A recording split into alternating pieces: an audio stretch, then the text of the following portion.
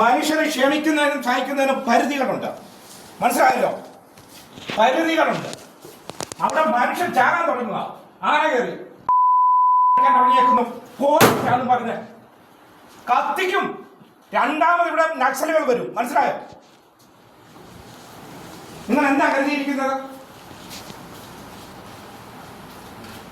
എടാ, അവിടെ ജനങ്ങൾ പ്രതിഷേധിച്ച് നിൽക്കുക. ആന വന്നിറങ്ങുന്നത്. എന്നിട്ട് പാവങ്ങളെ എല്ലാം പിടിച്ചോണ്ടെങ്കിൽ പോരുക. എന്നിട്ട് നിങ്ങൾക്ക് യഥേഷ്ടം പ്രതിയാക്കുക. എന്ത് ആനന്ദേ നിങ്ങൾ കസ്റ്റഡി താണെന്തേ?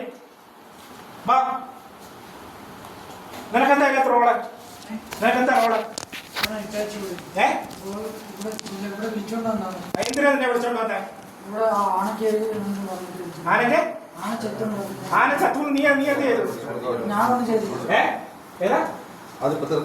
അല്ല, എനിക്ക് അങ്ങനെ തീർക്കൊന്നും വേണ്ട. എനിക്ക് ഒരുത്തന്റെ ഔദാര്യം വേണ്ട. ഇന്നലെ ഇവനെ ഞാൻ വിളിച്ചു പറഞ്ഞു, ഞാൻ ഉയർന്ന ഫോറസ്റ്റ് ഓഫീസറുമായി സംസാരിച്ച് ഈ കാര്യത്തിൽ വ്യക്തത എടുത്തോളാം.